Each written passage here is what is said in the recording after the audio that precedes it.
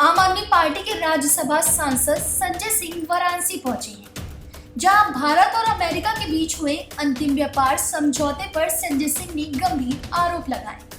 उन्होंने कहा है कि अमेरिका ने हमेशा भारत को धोखा दिया है और इस बार रूस ने भारत का साथ दिया है। संजय सिंह ने इस संदर्भ में एक ट्वीट भी किया, जिसमें उन्होंने कहा है कि प्रधानमंत्री मोदी की सरकार ने देश के करोड़ों किसानों के साथ घोर विश्वासघात किया है। संजय सिंह शनिवार को वाराणसी में कई कार्यक्रमों में हिस्सा लेने पहुंचे, तो वहां ट्रेड डील से आक्रोशित नजर आए। संजय सिंह ने आगे कहा कि हाल ही में जारी संयुक्त बयान में स्पष्ट रूप से उल्लेख किया गया है कि सभी कृषि उत्पाद अमेरिकी बाजार के लिए खोल दिए गए हैं। उन्होंने सवाल उठाया कि ऐसे में भारतीय किसान कैसे प्रतिस्पर्धा कर पाएंगे। उन्होंने ये भी बताया कि प्रत्येक अमेरिकी किसान को सालाना लाखों की सब्सिडी मिलती है, जबकि भारतीय किसान इस प्रकार की सहायता से वंचित है। आगे क्या कुछ कहा संजय सिंह ने, आइए हम आपको सुनाते हैं। देखिए, वो दो रुपल्ली की ट्रोल की तरह प्रधानमंत्री अगर बोलेंगे तो इससे ज्यादा अफसोसजनक बात क्या है। सवाल यह है कि उनसे कुछ जवाब हम लोगों ने मांगा था। नंबर एक कि एप्स्टीन फाइल्स में प्रधानमंत्री का जिक्र हुआ है और वो एप्स्टीन वो व्यक्ति है जो एक बाल यौन शोषण के शैतानी और राक्षसीपन की जो पराकाष्ठा होती है, उससे जुड़ी हुई घटनाओं में उसको सजा हुई थी और उसके बाद जेल में उसने आत्महत्या कर ली, ऐसा कहा जाता है। पता नहीं आत्महत्या की कि उसको मारा गया। सवाल यह है कि ऐसे व्यक्ति से अनिल अंबानी, आपका जो मित्र है, वो संपर्क में है। अनिल अंबानी को एप्स्टीन कहता है मोदीज मैन। अनिल अंबानी के जरिए वो इजराइल में मीटिंग फिक्स हो रही है या अमेरिका के वरिष्ठ अधिकारियों से मीटिंग फिक्स हो रही है या ट्रंप से मीटिंग फिक्स हो रही है, इन बातों का जिक्र है। तो इस पर प्रधानमंत्री जवाब नहीं देंगे? उनके एक मंत्री हैं हरदीप पुरी जी, उनका नाम आ रहा है, तो क्या प्रधानमंत्री इस पर जवाब नहीं देंगे? भाई जवाब नहीं देंगे आप? उस अनिल अंबानी को आपने राफेल डील दिया है, जिसको एक पैसे का एक्सपीरियंस नहीं था डिफेंस के क्षेत्र में, ऐसी कंपनी को दिया है। इस पे सवाल नहीं पूछा जाएगा?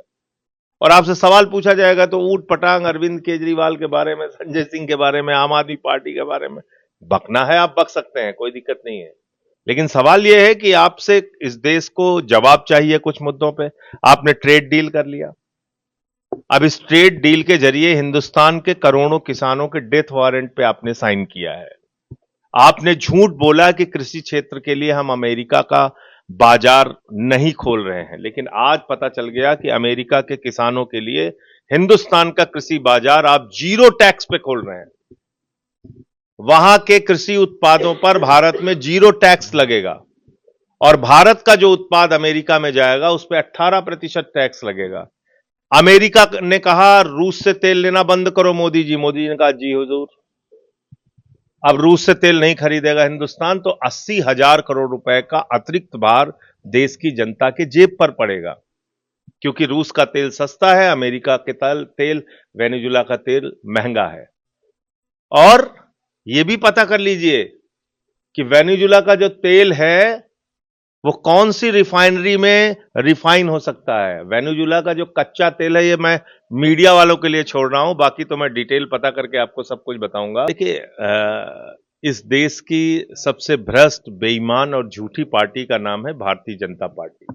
मैं इसीलिए उनको भारतीय झूठा पार्टी और भारतीय झगड़ा पार्टी कहता हूं। तो इसलिए इनका काम है, अभी उत्तर प्रदेश में इन्होंने इनकी खुद के जो कर्मचारियों ने लिस्ट बनाई, वो राज्य निर्वाचन आयोग की लिस्ट देखिए, जो कह रहा है कि 17 करोड़ वोट है शहरी और ग्रामीण क्षेत्र मिलाकर। और ये कब जारी हुई? दिसंबर में। और जो एसआईआर की लिस्ट जारी हुई, वो जारी हुई 6 जनवरी को, जो ज्ञानेश कुमार जी के नेतृत्व में जारी हुई, मोदी जी के नेतृत्व में जारी हुई, योगी जी के नेतृत्व में जारी हुई। यही यूपी के कर्मचारी उसकी भी लिस्ट बनाते हैं। उसमें क्या कहते हैं? 12 करोड़ 55 लाख वोट है। तो 4.5 करोड़ वोट कहां हवा में उड़ गए, पहले तो ये बताओ। दूसरी बात, आप कह रहे हो हर बूथ पे हम 200 वोट अपना बढ़ाएंगे, इसका मतलब करीब करीब 3.5 करोड़ वोट भारतीय जनता पार्टी के लोग बढ़ाएंगे। आप देखिए किस तरह से एक एक गांव में नाम कटवाने के लिए ये लोग एप्लीकेशन दे रहे हैं। जो लोग वहां रह रहे हैं वर्षों से, उनका घर है, दलित हैं, मुसलमान हैं, पिछड़े हैं, उनका वोट कटवाने के लिए एप्लीकेशन डाल रहे हैं भाजपाई।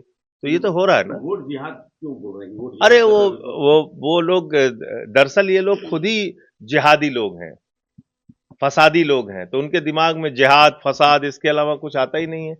दंगाइयों के दिमाग में क्या आएगा?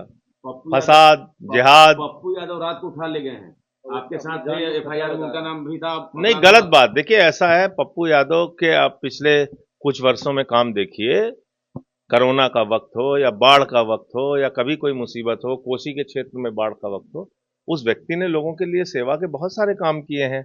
लगातार सरकार के खिलाफ बोलते हैं, ये अपराध हो सकता है उनका, इसके कारण से उठा के डाल दिया। गड्ढे गड्ढा पूरा दिल्ली गड्ढा गड्ढा कर दिया।